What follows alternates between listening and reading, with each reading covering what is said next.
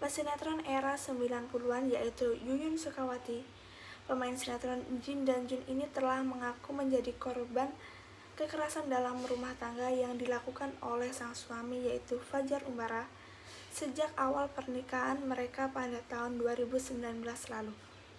Yang lebih parahnya lagi, Yuyun juga mengaku bahwa Fajar Umbara melakukan penganiayaan terhadap anaknya dari pernikahan sebelumnya yang masih berusia 14 tahun. Atas kasus ini, Fajar Umbara telah dilaporkan oleh Yuyun Sukawati ke Polsek Pondok Aren, Tangerang Selatan.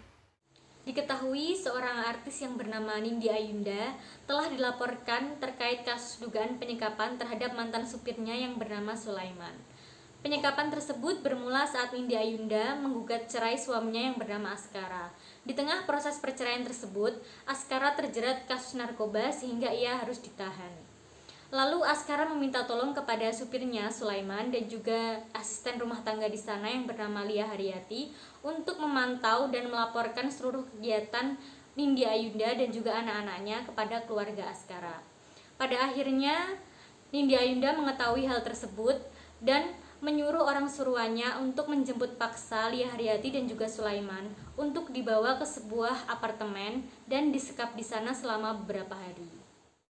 Baru-baru ini Lesti Kejora akhirnya buka suara terkait pencabutan laporan KDRT terhadap suaminya Rizky Bilar.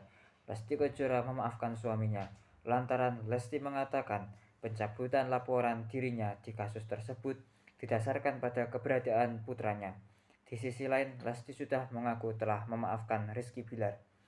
Lesti menyebut dalam proses pencabutan ada perjanjian antara ia dan Rizky. Isinya termasuk Rizky Bilar yang sudah berjanji untuk tidak mengulangi perbuatannya kembali dan menjaga Lesti. Dia juga menyebut status Rizky sebagai ayah dari anak-anaknya menjadi alasan untuk menuju perdamaian. Meski begitu, penyelesaian kasus harus secara damai atau restoratif justice yang hendak ditempuh oleh Lesti Kejora dan Rizky Bilar tetap harus melewati berbagai mekanisme. Sebelumnya, penyidik Polres Metro Jakarta Selatan menetapkan Rizky Bilar sebagai tersangka atas dugaan kasus KDRT terhadap Lesti Kejora pada hari Rabu tanggal 12 bulan Oktober tahun 2022. Rizky Bilar dijerat pasal 44 Undang-Undang RI Nomor 23 Tahun 2004 tentang penghapusan KDRT dengan ancaman 5 tahun penjara. Kemudian, polisi secara resmi menahan Rizky Bilar pada hari Kamis tanggal 13 Oktober 2022 pada sore hari. Tak lama setelah itu, Lesti Kejora mendatangi Mapolres Metro Jakarta Selatan untuk berkomunikasi dan berkonsultasi dengan pihak penyidik untuk mencabut laporannya. Dari sekian banyak konflik yang terjadi di media sosial, kami menyaring beberapa kasus yang mungkin terdengar cukup miris, yaitu kekerasan. Nah, biasanya kekerasan terjadi karena antar dua belah pihak saling berbeda pendapat, berselisih, atau memang terdapat masalah yang sudah jelas. Jika dikaitkan dengan teori komunikasi, hal ini mungkin disebabkan kurangnya penerapan komunikasi antar pribadi. Mengapa? Karena teori komunikasi ini merupakan cara kita untuk belajar mengenali diri kita sendiri, mempengaruhi sikap, perilaku, cara memahami lawan bicara, dan memberi bantuan kepada orang lain.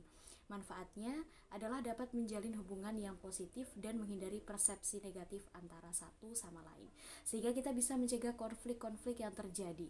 Mungkin itu yang dapat saya sampaikan.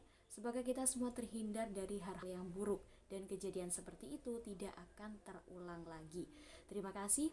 Wassalamualaikum warahmatullahi wabarakatuh.